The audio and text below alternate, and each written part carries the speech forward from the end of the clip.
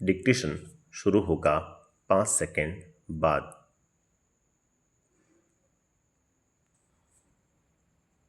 यह एक कष्टदायक सच्चाई है कि एक स्वतंत्र साहित्यिक विधा के रूप में रेडियो नाटक हिंदी में अभी तक कोई जगह नहीं बना पाया है। आज से कुछ दशक पहले एक जमाना ऐसा भी था जब दुनिया में न टेलीविज़न था न कंप्यूटर। सिनेमा हॉल और थिएटर थे तो, लेकिन उनकी संख्या आज के मुकाबले काफ़ी कम होती थी और एक आदमी के लिए वे आसानी से उपलब्ध भी नहीं थे। ऐसे समय में घर में बैठे मनोरंजन का जो सबसे सस्ता और सहजता से प्राप्त साधन था वो था रेडियो। रेडियो पर खबरें आती थीं, ज्ञानवर्धक कार्यक्रम आते थे, खेलों का आंखों देखा हाल प्रसारित होता था, एफएम चैनलों की तरह गीत संगीत की भरमार रहती थी।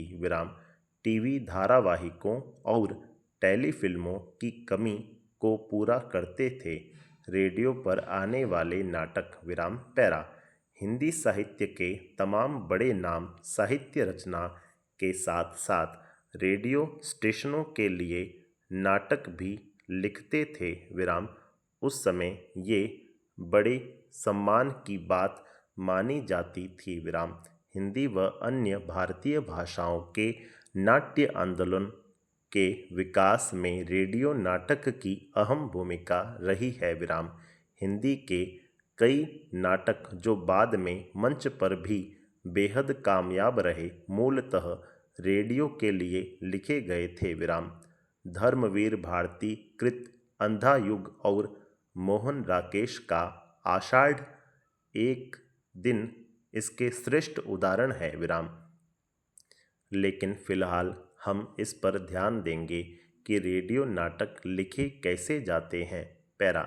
सिनेमा और रंगमंच की तरह रेडियो नाटक में भी चरित्र होते हैं, उन चरित्रों के आपसी संवाद होते हैं और इन्हीं संवादों के जरिए आगे बढ़ती है कहानी।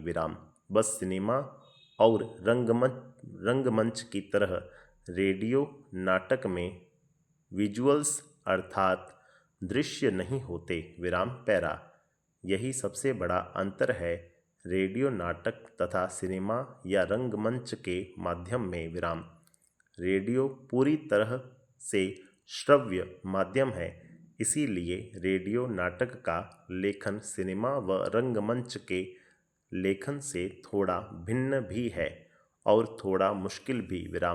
आपको सब कुछ संवादों और ध्वनि प्रभावों के माध्यम से संप्रेषित करना होता है। यहाँ आपकी सहायता के लिए न मंच सज्जा तथा वस्त्र सज्जा है और न ही अभिनेता के चेहरे की भाव भंगिमाएँ।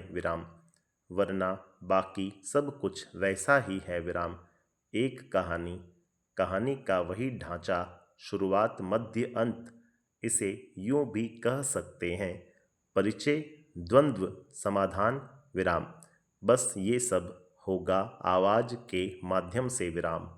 कहानी की विस्तृत जानकारी आपको कथा लेखन और नाट्य लेखन के अध्यायों में मिल ही गई होगी। पैरा सबसे पहले बारी आती है कहानी चुनने की। कहानी आपकी मौलिक हो या चाहे किसी और स्रोत से ली हुई। उसमें निम्न बातों का ध्यान ज़रूर रखना होगा। पैरा कहानी ऐसी न हो जो पूरी तरह से एक्शन अर्थात हरकत पर निर्भर करती हो। क्योंकि रेडियो पर बहुत ज़्यादा एक्शन सुनाना उबाऊ हो सकता है। मान लीजिए आपकी पूरी कहानी का आधार पीछा करना है। अपराधी अपराध करके भाग रहा है, पुलिस उसके पीछे लगी है और बीच बीच में दिलचस्प नाटकीय घटनाएं घटती हैं। अब सिनेमा में इसे बड़ी खूबसूरती से पेश किया जा सकता है, लेकिन रेडियो में ये कथानक शायद अपना पूरा असर बनाने में कामयाब न हो विराम, क्योंकि सिर्फ आवाज़ों की मदद से आप अपराधी और पुलिस की भागदौड़ से पैदा होने वाले रोमांच का सृजन नहीं कर पाएंगे। या मान लीजिए आपकी कहानी क्रिकेट या फुटबॉल जैसे खेल के इर्द गिर्द बुनी हुई है।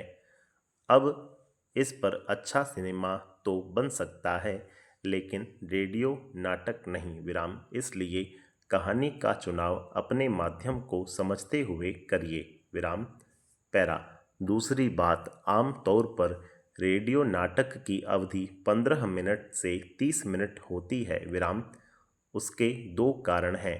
श्रव्य माध्यम में नाटक या वार्ता जैसे कार्यक्रमों के लिए मनुष्य की एकाग्रता की अवधि 15-30 मिनट की होती है, इससे ज़्यादा नहीं विराम। दूसरे, सिनेमा या नाटक में दर्शक अपने घरों से बाहर निकल कर किसी अन्य सार्वजनिक स्थान पर एकत्रित होते हैं।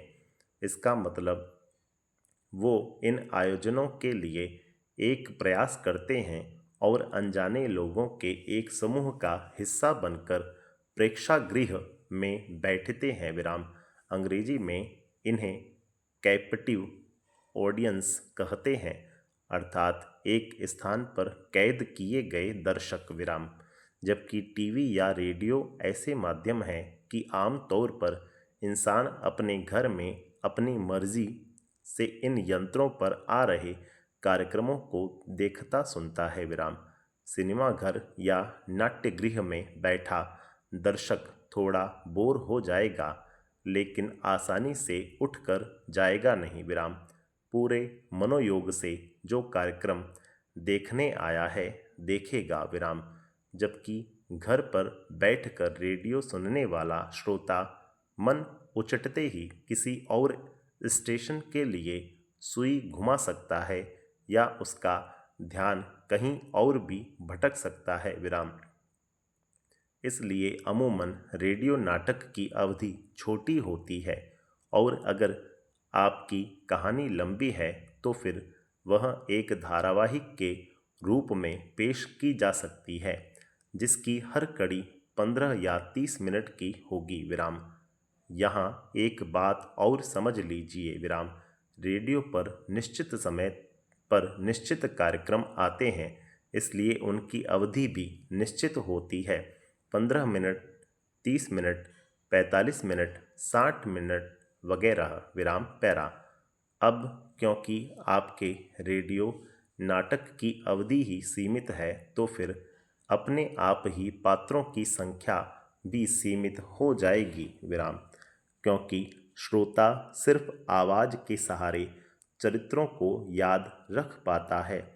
ऐसी स्थिति में रेडियो नाटक में यदि बहुत ज़्यादा किरदार हैं तो उनके साथ एक रिश्ता बनाए रखने में श्रोता को दिक्कत होगी विराम। अगर संख्याओं में बात करनी है तो हम इस प्रकार कह सकते हैं, 15 मिनट की अवधि वाले रेडियो नाटक में पात्रों की अधिकतम संख्या 5-6 हो सकती है विराम।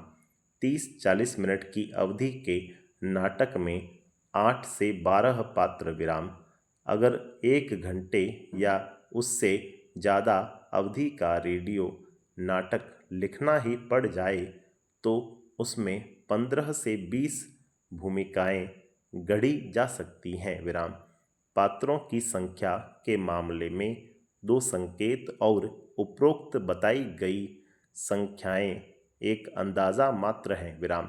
अर्थात 15 मिनट के रेडियो नाटक में अगर ज़रूरत है तो 7 या 8 किरदार भी हो सकते हैं विराम। लेकिन यह संख्या बहुत ज़्यादा बढ़ाई तो जैसा पहले ही कहा था, श्रोता के लिए मुसीबत उठ खड़ी हो सकती है विराम।